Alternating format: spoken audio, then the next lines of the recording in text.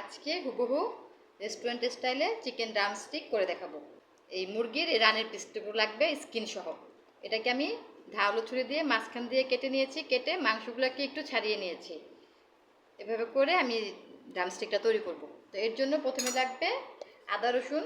আমি গ্রেট করে নিয়েছি, এখানে অল্প আদা অল্প রসুন, সব মিলে 1 চা চামচ হবে। হাফ চা চামচ আদা, হাফ চা চামচ রসুন। চিলি ফ্লেক্স দিব আমি হাফ চা চামচ, চামচ গোলমরিচের গুঁড়ো, হাফ চা চামচ পাপরিকা পাউডার, 1 চা চামচ ভিনেগার। লেবু রস দিলে ভালো হতো, কিন্তু আমার কাছে এখন লেবু নেই, তাই আমি ভিনেগার দিয়ে কাজ চালিয়ে নিলাম। সরিষা গুঁড়ো দিয়ে দিলাম 1 চা চামচ, না হাফ চা চামচ দিতে হবে সরিষা গুঁড়ো। 1 চা চামচ সয়া সস, 1 চা চামচের মতো সয়াবিন তেল, এখানে অল্প লবণ দিয়ে দিলাম।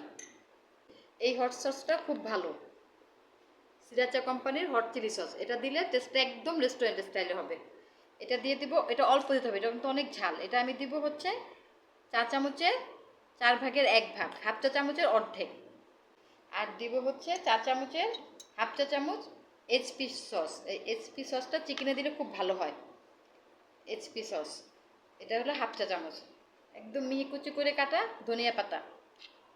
এটাকে আমি প্রায় 3-4 ঘন্টার জন্য ফ্রিজে রেখে দেবো। যদি সারা রাত রাখা যায় তাহলে আরও ভালো।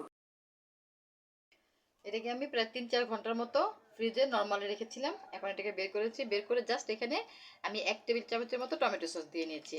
আর আগে অন্য সস আমি দিয়ে ম্যারিনেশন করে রেখেছি। এখন এখন ভাজবো। জাস্ট টমেটো সসটা দিয়ে একটু মাখিয়ে এখন তেলে দিয়ে দিব। সামান্য বাটার দিয়ে দিলাম। বাটার আমার পুরো মেল্ট হয়ে গিয়েছে। এখন আমি এই যে ম্যারিনেশন করা চিকেনগুলো এর মধ্যে দিয়ে দিব।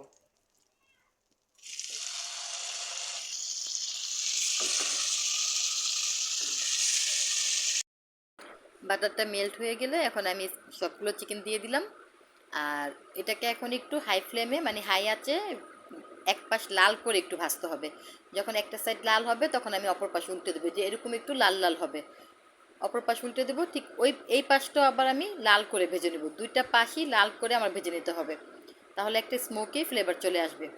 দুই পাশ যখন লাল করে ভাজা হবে, এটা একটু সময় নিয়ে রাখতে হবে। আমি তাড়াতাড়ি দেখাচ্ছি, কিন্তু এখানে একটু প্রায় 4-5 মিনিট করে করে একটা সাইড ভেজে নিতে হবে। যখন দুইটা সাইড লাল হয়ে যাবে তখন যে চিকেনের যে স্টক ছিল, যে মশলা মাখা পানিটা, সেটা দিয়ে ঢেকে রাখবো। আর এই সময় চুলার আঁচটা একটু কম থাকবে। এখন আমার চিকেনটা সিদ্ধ হয়ে যাবে। তো প্রায় 5 মিনিটের মতো আমি ঢেকে রান্না করব একটা সাইড। 5 মিনিট পরে আবার আমি উল্টে দিব আরেকটা সাইড। ওই সাইডটা উল্টে দিব। আর এই সুযোগে আমার পানিটা সব শুকিয়ে যাবে। দুটো সাইড হতে হতে পানিটা শুকিয়ে যাবে। তারপরে যে হয়ে গেল আমার চিকেন।